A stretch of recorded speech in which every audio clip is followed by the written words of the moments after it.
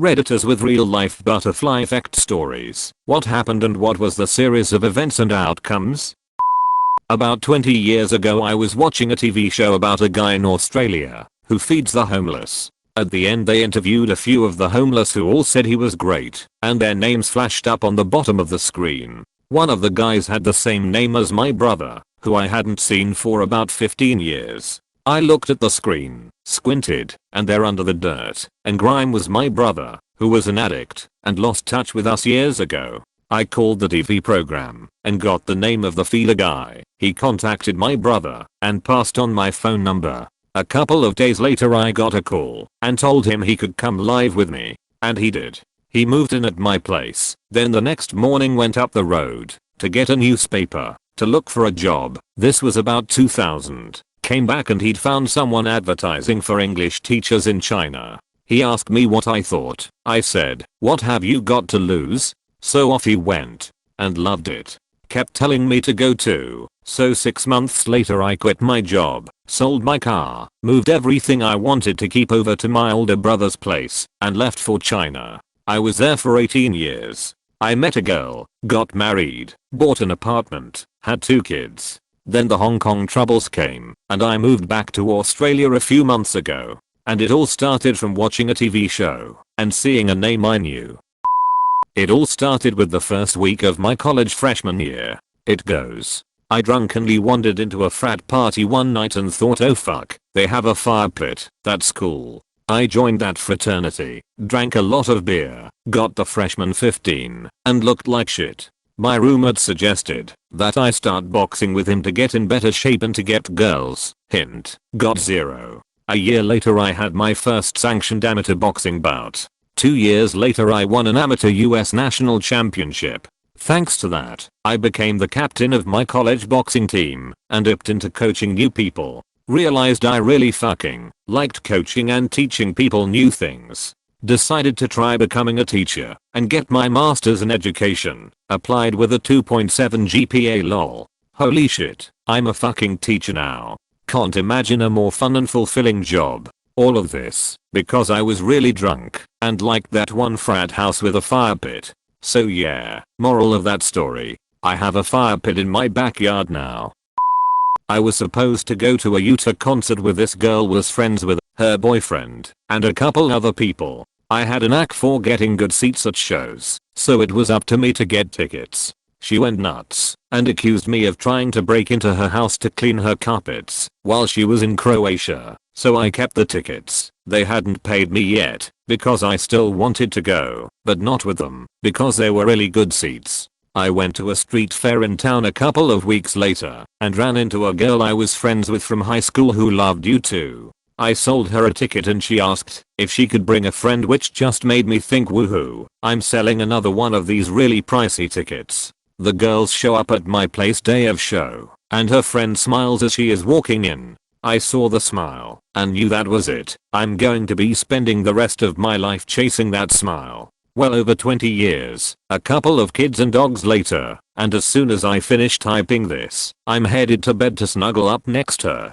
TL. Doctor, I met my wife because one of my friends went nuts and accused me of trying to clean her carpets while she was in Croatia. After high school, I attended a community college for a few years. I'm rather introverted and am not good at making new friends, so for most of my first term I basically didn't interact with anyone. I had a 2-hour break between 2 of my classes, so I started hanging out in the cafeteria because it had chairs and food. One day I saw a guy rocking a blue fedora. This was before the fedora wearing neckbeard stereotype really became a thing, and also this particular guy is not and never has been a neckbeard in any way, and I complimented him on it. We chatted a little bit and he invited me to join him and his friends who also spent their free time hanging out in the cafeteria. Fedora guy and I dated for a little while, but ultimately we weren't a good fit long term, though we have remained good friends. The big thing, though, was that he introduced me to an internet discussion forum he was part of. I joined that forum and became a very active member in that community and made a lot of friends through there. Several years later, I was feeling pretty trapped in where I was in life, working a retail job and barely making ends meet, with no resources to go back to school, and no marketable skills to look for other work. A couple from the forums, who lived a good 600 miles from me, offered to let me move in with them, and they'd support me, while I essentially tried to restart my life. I took them up on their offer, moved from Oregon to California, met a guy I really hit it off with, and am now married, and working a job that gives me a great deal of satisfaction. All because I said, dude, I like your hat, to a stranger in the cafeteria 15 years ago.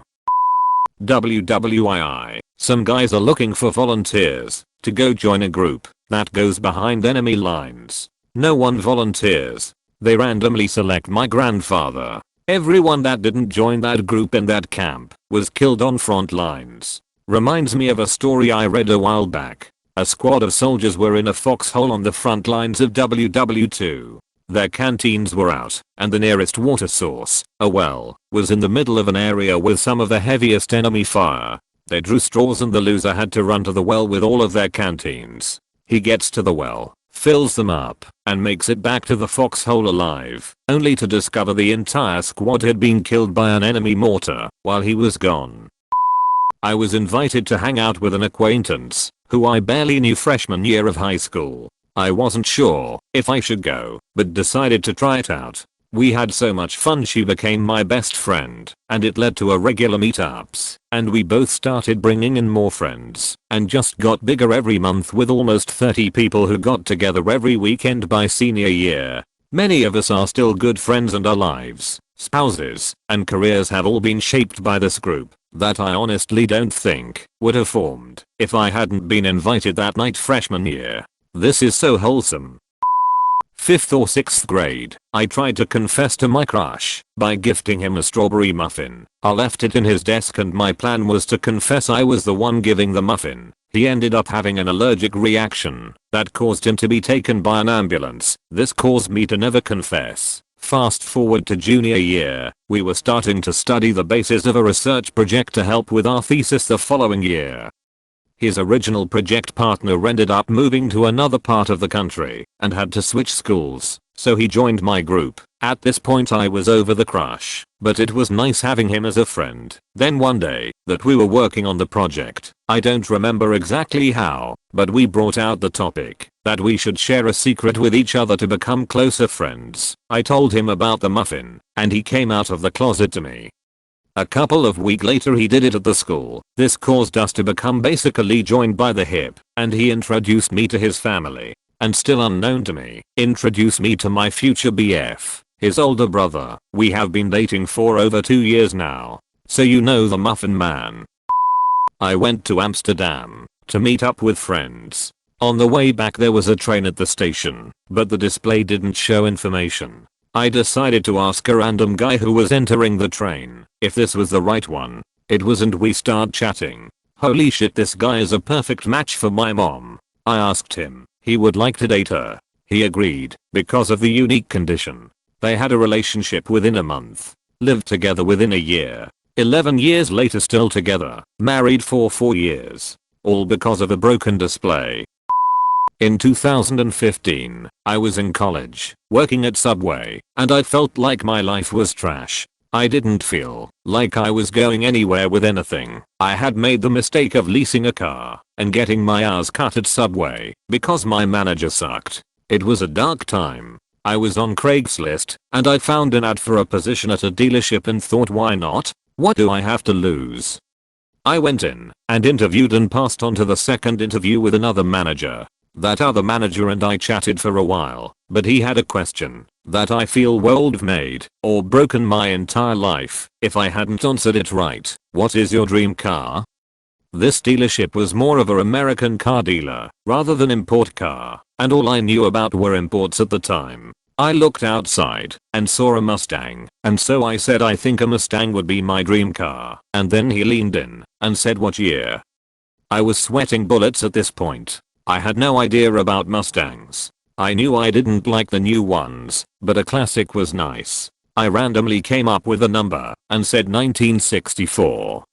And he's like, that's the first generation Mustang, so you're telling me you know your stuff? and I just smiled. I got the job. Worked there for 2.5 years. Met my husband there, who had gotten fired 4 months before I started, but was rehired 2 years into my career there. I feel if I had said anything other than 1964 Mustang, I would have never gotten that job. And yes, I know technically it was the 1964 and 1/2 Mustang. About a year into that job I did get a Mustang. I felt like it was the perfect fit as I had accidentally answered a question with the perfect answer. Boyfriend broke up with me. Soon after I got the opportunity to work abroad. I wouldn't have taken said job if the relationship would continue, but because I was afraid to run into him constantly, I decided to go away. Met a very nice coworker, also foreigner. He turned out to be the love of my life. Now I'm living in his country, been married a couple of years and we're expecting our first baby. My husband and I are from different continents. He's my one and only. I never would have found him if that dumb boyfriend wouldn't have broken up with me. I thank that ex so much. That's adorable. I love this. Turned 16, had like 3k saved up, and my parents let me pick dinner one night. Picked a local Italian place that has an empty lot next door that always has used cars parked there. That night I found a cool car that I ended up buying. That got me online to learn more about that car, which turned me into a car guy, which kept me working more hours to fund said car, which kept me away from some potential problematic friends who were into drugs and alcohol. So cars, loser friends. This also leads to car parts and the dishwasher, if you're not careful. Does a nice job degreasing tools too. Find a significant other who understands. Lol.